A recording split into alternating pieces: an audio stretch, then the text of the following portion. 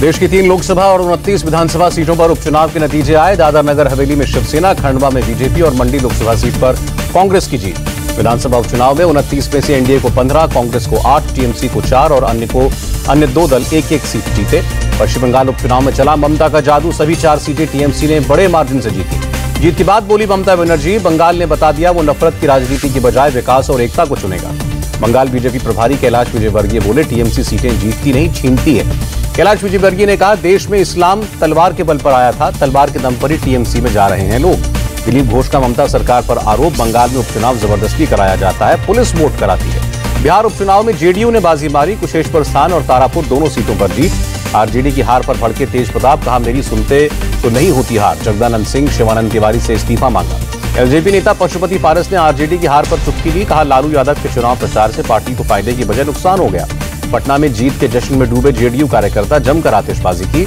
मध्य प्रदेश में Khandwa Lok Sabha seat BJP ने जीती। विधानसभा की 3 में से 2 सीटें बीजेपी को मिली, 1 कांग्रेस को। जीत से गदगद हुए मुख्यमंत्री शिवराज सिंह चौहान, कहा इन सीटों पर जनता का ऐसा समर्थन पहले नहीं मिला। राजस्थान में कांग्रेस ने दोनों सीटों पर किया कब्जा, धरियावद में 3रे नंबर पर और वल्लभनगर में 4थे नंबर पर रही बीजेपी। हरियाणा की एलानाबाद विधानसभा सीट पर इंडियन नेशनल लोकदल का कब्जा, इनेलो के अभय चौटाला ने बीजेपी के गोविंद कांडा को हराया। हिमाचल प्रदेश में बीजेपी को झटका, कांग्रेस ने किया क्लीन स्वीप, लोकसभा की 1 सीट और विधानसभा की 3 सीटों पर कब्जा किया। हिमाचल में मिली जीत पर झूमे कांग्रेस कार्यकर्ता, नाच गाकर जश्न मनाया। बीजेपी की हार पर बोले मुख्यमंत्री जयराम ठाकुर, कांग्रेस ने महंगाई को बड़े हथियार के रूप में इस्तेमाल किया। कांग्रेस की जीत पर बोले राहुल गांधी, कांग्रेस की हर जीत हमारी पार्टी के कार्यकर्ता की जीत है, नफरत के खिलाफ लड़ते रहो। असम उपचुनाव के नतीजे एक तरफा रहे। असम में 5 विधानसभा सीटों पर एनडीए का कब्जा। असम में जीत के बाद बोले सीएम हेमंत बिस्व शर्मा, जनता ने पीएम मोदी के नेतृत्व पर फिर दिखाया भरोसा। कर्नाटक उपचुनाव में बीजेपी और कांग्रेस ने 1 सीट जीती। सिंदगी में बीजेपी और हंगल में कांग्रेस को जीत मिली। कर्नाटक की हंगल विधानसभा सीट जीतने पर बोले कांग्रेस प्रदेश अध्यक्ष डीके शिव कुमार, जनता बदलाव की ओर बढ़ रही है। मेघालय की 3 विधानसभा सीटों में से 2 पर एनपीपी जीती। यूडीपी की 1 सीट पर जीत दर्ज। मिजोरम में 1 विधानसभा सीट पर हुए उपचुनाव में मिजो नेशनल फ्रंट ने जीत हासिल की। दिवाली से पहले कैप्टन अमरिंदर का सियासी धमाका, पंजाब लोक कांग्रेस नाम से नई पार्टी बनाई। कैप्टन अमरिंदर सिंह ने कांग्रेस पार्टी से भी इस्तीफा दिया, सोनिया गांधी को चिट्ठी भेजकर भेजा इस्तीफा। कैप्टन अमरिंदर ने सिद्धू को पंजाब अध्यक्ष बनाने पर चिंता जताई, कहा कांग्रेस आलाकमान को अपने फैसले पर पछताना पड़ेगा। सिद्धू ने पंजाब सरकार के खिलाफ फिर खोला मोर्चा, सस्ती बिजली करने के फैसले को चुनावी लॉलीपॉप बताया। सिद्धू को नया झटका, मुख्यमंत्री चरणजीत सिंह चन्नी ने एजी दयोल का इस्तीफा नामंजूर किया। बिजली सस्ती करने पर चन्नी सरकार पर सुखबीर सिंह बादल का निशाना, कहा गपही मारनी है तो 5 रुपए ही कर देते। सुखबीर बादल ने कहा अमरिंदर सिंह ने भी चुनाव से पहले जनता को गुमराह किया था, वही आप कर रहे हैं। योगी सरकार की मनरेगा मजदूरों को दिवाली की सौगात, धनतेरस पर बकाया मजदूरी का भुगतान किया।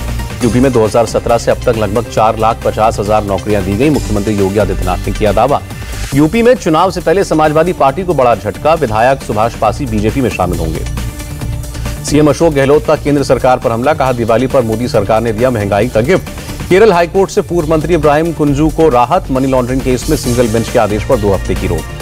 ग्लासगो में बोले पीएम मोदी, प्रकृति से छेड़छाड़ की वजह से भारी नुकसान हुआ। मोदी ने कहा मानवता को बचाने के लिए सौर ऊर्जा को अपनाना होगा, 1 सन 1 वर्ल्ड 1 ग्रिड ही सोल्यूशन है। ग्लासगो दौरे के आखिरी दिन प्रधानमंत्री ने नेपाल के पीएम शेर बहादुर देउबा के साथ द्विपक्षीय बैठक की। इजरायल के पीएम नफ्ताली बेनेट के साथ भी प्रधानमंत्री मोदी की बातचीत हुई। ग्लासगो में प्रधानमंत्री ने माइक्रोसॉफ्ट के को फाउंडर बिल गेट्स से भी मुलाकात की। सुरक्षा बलों को आयुष्मान योजना का तोहफा, गृहमंत्री अमित शाह ने एनएसजी के डीजी को हेल्थ कार्ड सौंपे। ईडी की कस्टडी में बीतेगी अनिल देशमुख की दिवाली, महाराष्ट्र के पूर्व गृहमंत्री को कोर्ट ने 6 नवंबर तक रिमांड में दिया।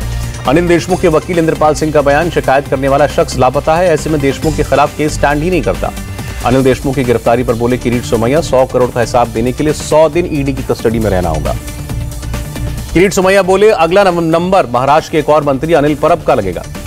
बीजेपी विधायक राम कदम ने कहा देश जानना चाहता है आखिर कौन है 100 करोड़ वसूली मामले का आका। अनिल देशमुख के बाद अजीत पवार पर एक्शन, इनकम टैक्स डिपार्टमेंट ने 1000 करोड़ की संपत्ति सीज करने का नोटिस दिया। नवाब मलिक ने समीर वानखेड़े पर एनसीबी के जरिए हजारों करोड़ की उगाही का आरोप लगाया, कहा फर्जी केस में फंसाने के नाम पर करोड़ों वसूले। नवाब मलिक ने वानखेड़े पर बॉलीवुड को बदनाम करने की साजिश का इल्जाम लगाया। नवाब मलिक के अंडरवर्ल्ड से रिश्तों पर सफाई, कहा अंडरवर्ल्ड से मेरा कभी कोई संबंध नहीं। समीर वानखेड़े ने कहा नवाब मलिक के खिलाफ SC/ST एक्ट के तहत जल्द केस करेंगे। दिल्ली पुलिस ने सुकेश चंद्रशेखर के खिलाफ चार्जशीट दाखिल की। सुकेश चंद्रशेखर, लीना पॉल समेत 14 के खिलाफ चार्जशीट दाखिल हुई। आरबीआई गवर्नर शक्तिकांत दास ने बैंकों के बड़े अधिकारियों के साथ बैठक की। आर्थिक कमजोरियों के खतरे को लेकर सतर्क किया। जम्मू कश्मीर के कुपवाड़ा में हथियारों का जखीरा बरामद। एक घर से 2 AK-47 और 4 पिस्तौल जब्त। नागरिक उड्डयन मंत्री ज्योतिरादित्य सिंधिया ने भुवनेश्वर से जयपुर के बीच सीधी उड़ान का उद्घाटन किया। फेसबुक इंडिया को मिली 14 दिन की मोहलत। दिल्ली विधानसभा की पीस एंड हार्मनी कमेटी ने 18 नवंबर तक पेश होने को कहा।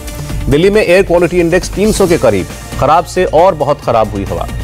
मौसम विभाग के मुताबिक इस साल सितंबर-अक्टूबर में जबरदस्त बारिश की 125 घटनाएं हुई, 5 साल में सबसे ज्यादा। दिल्ली पुलिस ने 133 किलो अवैध पटाखे बरामद किए, 4 लोग गिरफ्तार। दिल्ली में कोरोना नियमों का उल्लंघन करने पर अप्रैल से लेकर अब तक 3 लाख से ज्यादा चालान किए।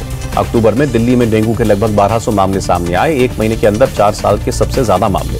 केंद्रीय पर्यटन मंत्री जी किशन रेड्डी का बयान, दुनिया में सबसे ज्यादा तीर्थयात्री गंगा आते हैं, 2 करोड़ से ज्यादा लोग डुबकी लगाते हैं। मनीष गुप्ता हत्याकांड केस को सीबीआई ने टेक ओवर किया, जांच शुरू की। फैजाबाद जंक्शन रेलवे स्टेशन का नाम बदलकर अयोध्या कैंट, अधिसूचना जारी। स्टैच्यू ऑफ यूनिटी देखने आने वाले पर्यटकों के लिए केवड़िया रेलवे स्टेशन पर बनेगी आर्ट गैलरी। गुजरात के सांस्कृतिक इतिहास को जान पाएंगे लोग। नोएडा में नौकरी और लोन दिलाने के नाम पर ठगी करने वाला गिरफ्तार, 4 मोबाइल 20,000 कैश जब्त। नोएडा पुलिस ने फर्जीवाड़ा कर परीक्षा पास कराने वाले गैंग का भी पर्दाफाश किया, 10 लोग गिरफ्तार। लखनऊ के थाना ठाकुरगंज में 2 मोबाइल चोर गिरफ्तार, 6 मोबाइल और 1 बाइक जब्त। मिर्जापुर में पुलिस ने अलग अलग अपराधों से जुड़े 6 आरोपियों को पकड़ा। यूपी की महोबा पुलिस ने लूट की घटना का खुलासा किया, 3 चोर अरेस्ट, लूट का सामान बरामद। फिरोजाबाद में धनतेरस के मौके पर खिले लोगों के चेहरे, 22 लोगों को पुलिस ने सौंपे उनके खोए हुए फोन। यूपी के चंदौली में 3 तस्कर गिरफ्तार, 1 क्विंटल गांजा बरामद। प्रयागराज में अपराधियों पर पुलिस का एक्शन, 3 गिरफ्तार, तमंचा और जिंदा कारतूस मिला।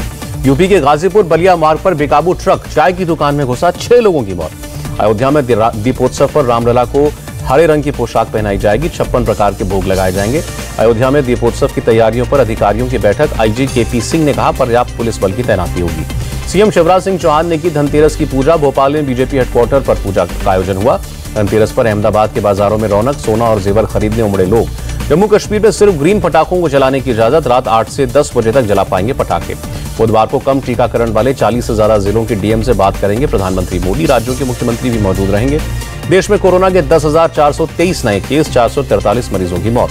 केरल में कोरोना के 6,444 नए मामले, 45 मौतें हुई। तमिलनाडु में 973 नए मामले आए, 24 घंटे में 21 मौतें। महाराष्ट्र में कोरोना के 1078 नए मामले, 48 मौतें। दिल्ली में कोरोना के 34 नए केस मिले, एक भी मरीज की मौत नहीं। दिल्ली के स्वास्थ्य मंत्री को वृंदा करात का खत, RT-PCR टेस्ट करने वालों की ट्रेनिंग पर सवाल उठाए। रूस में कोरोना का कहर जारी, एक दिन में 39,000 से ज्यादा नए मरीज, 1,178 जाने गई। अफगानिस्तान के काबुल में अस्पताल के बाहर 2 बम धमाके, 19 की जान गई, 50 घायल। पाकिस्तान के बलूचिस्तान में बम ब्लास्ट, 13 घायल। अफगानिस्तान के मुद्दे पर बात करने से भागा पाकिस्तान, 10 नवंबर को NSA मीट में शामिल होने से इनकार किया। भारत ने 10 नवंबर को अफगानिस्तान के हालात पर बैठक बुलाई है। चीन, रूस, ईरान को भी न्योता दिया। COP26 कॉन्फ्रेंस के बीच अमेरिकी राष्ट्रपति जो बाइडेन को आई झपकी, सोशल मीडिया पर वीडियो वायरल। विक्रम राठौड़ ने दोबारा किया बैटिंग कोच के लिए अप्लाई, कहा अगर चुना गया तो बहुत काम करना है। लगातार 7वें दिन बढ़े पेट्रोल डीजल के दाम। दिल्ली में पेट्रोल 110 रुपए 4 पैसे प्रति लीटर।